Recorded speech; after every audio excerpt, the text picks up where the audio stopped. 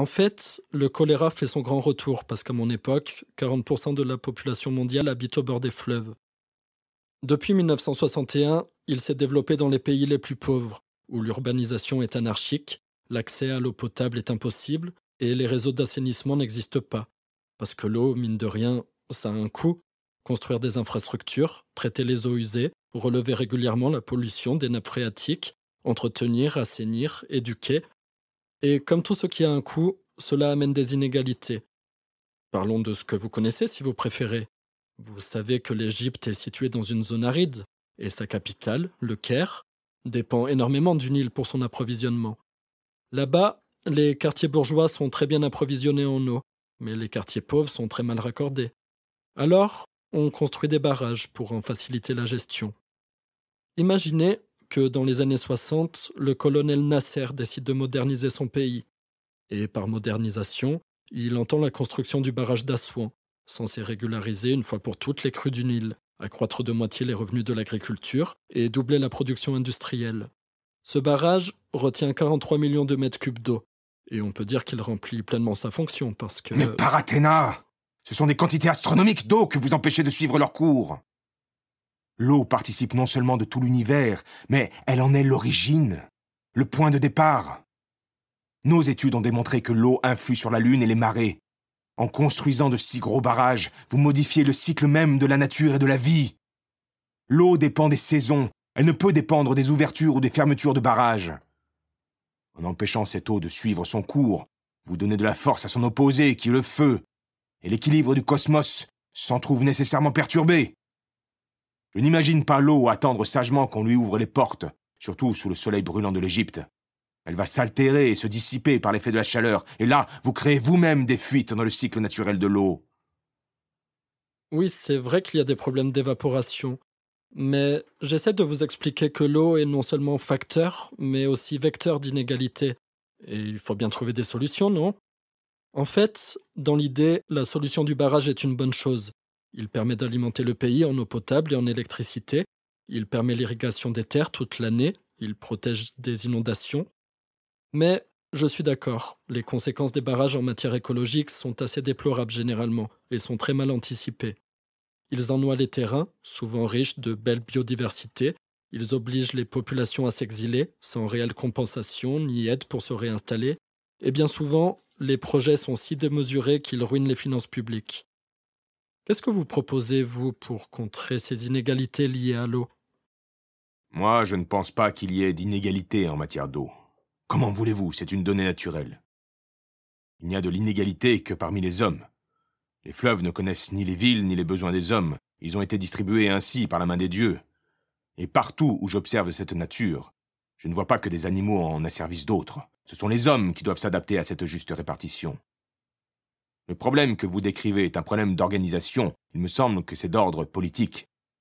La géographie humaine doit tenir compte et s'adapter à la géographie de l'eau, voyez-vous. Depuis toujours, les villes se construisent aux abords des fleuves et des rivières parce que l'eau est source de vie. Regardez l'Alice.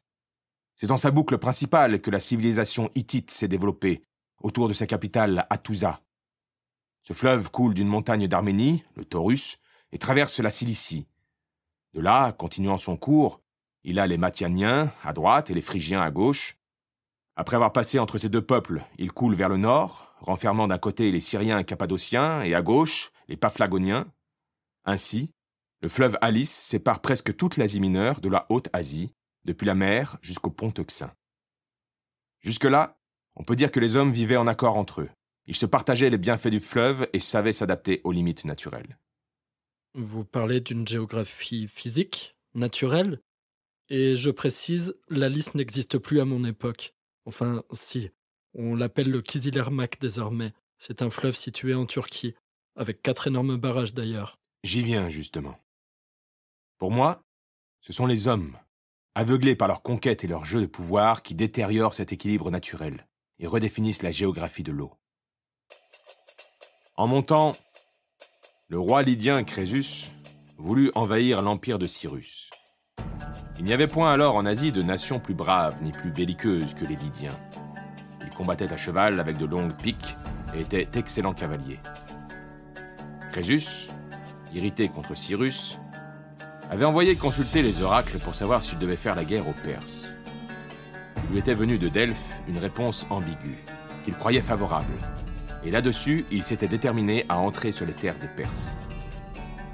Quand il fut arrivé sur les bords de l'Alice, Crésus se trouva embarrassé pour faire traverser le fleuve à son armée, parce que les ponts qui sont maintenant sur cette rivière n'existaient point encore en ce temps-là. Crésus me fit alors chercher au camp, et c'est là ma première implication dans cette guerre. J'ai eu moi-même à faire quelques devoirs militaires et politiques au cours de ma vie. Le franchissement ne pouvait pas se faire à l'aide d'un pont, d'une part parce que les terres de la région étaient trop friables, d'autre part à cause du régime irrégulier du fleuve, propice aux crues. Alors, il exigea qu'on assèche le fleuve, devant ou derrière son armée, peu lui importait. Je ne peux intervenir selon ma volonté sur ce partage divin qui fait la beauté de la nature.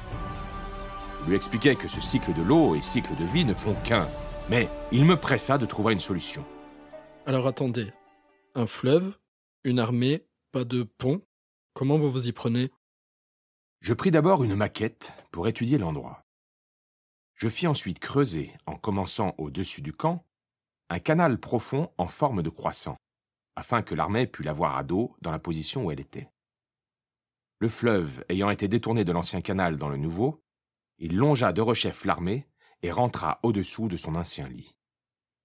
Il ne fut pas plutôt partagé en deux bras qu'il devint également guéable dans l'un et dans l'autre passage. C'est un tunnel de dérivation que vous construisez? Après le passage de la Lys, Crésus, avec son armée, arriva dans la partie de la Cappadoce, appelée la Ptérie. Les deux armées s'essayèrent mutuellement en cet endroit par de violentes escarmouches, où il périt beaucoup de monde des deux côtés. Crésus y assit finalement son camp et ravagea les terres des Syriens.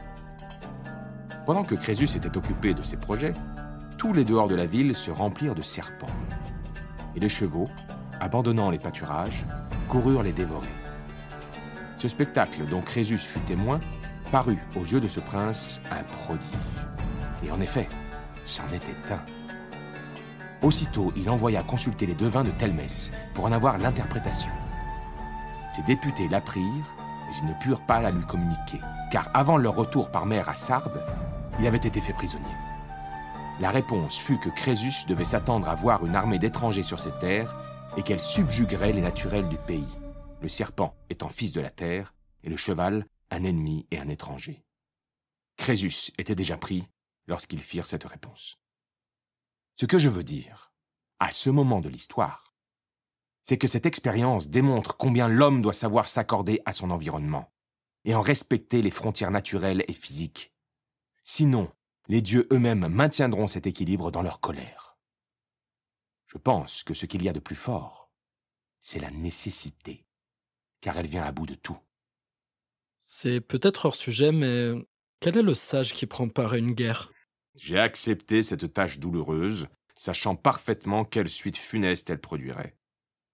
Sans prendre parti, j'ai pensé que ma mission se résumait ainsi. Comment pouvons-nous dévier les cours du fleuve sans altérer le cycle de vie de l'eau? Crésus, aveuglé par sa quête et l'économie de ses hommes, ne songe nullement au retour de ses troupes. Si nous asséchions la Lys en un endroit pour le détourner par ailleurs, comment, en effet, Crésus et les Lydiens auraient-ils pu traverser le fleuve à leur retour? Il existe un équilibre naturel dans la nature, et chaque élément qui outrepasse ses droits se voit ralenti par d'autres. Crésus est ainsi puni des dieux pour avoir outrepassé ses droits, et moi, ma réputation d'éminent conseiller était faite. On me demanda souvent conseil par les suites, notamment pour défendre des terres ou bien magnifier l'agriculture. J'étudiais comment il se pourrait dévier des fleuves au besoin, mais ce fut toujours dans des proportions raisonnables. Justement, l'agriculture représente près de 70% des prélèvements d'eau à mon époque. Mais qu'est-ce que vous imaginez? Que chaque habitant ou chaque agriculteur puisse détourner le fleuve à sa guise, pour ses commodités? Ça ne marche pas. On a laissé les agriculteurs australiens détourner les cours d'eau pour leurs besoins. Ça crée d'immenses pertes dans le circuit de l'eau. Et aux États-Unis, notamment en Californie, qui souffre d'épisodes de feux de forêt et de pénurie d'eau, les agriculteurs ont creusé si fort pour atteindre les nappes phréatiques que le sol s'est affaissé et de nombreuses maisons se sont écroulées. Écoutez, je comprends que les hommes doivent se nourrir et se déplacer, certes, qu'ils le fassent, mais qu'ils le fassent sans dénaturer leur environnement. Pourquoi, à votre avis, ai-je réussi, moi, cette prouesse d'ingénierie de contourner la lisse? L'armée de Cyrus compte aussi de très bons stratèges qui auraient pu tout aussi bien imaginer d'autres solutions. Pour creuser ce tunnel de dérivation, il m'a fallu certes quelques notions géométriques et mathématiques.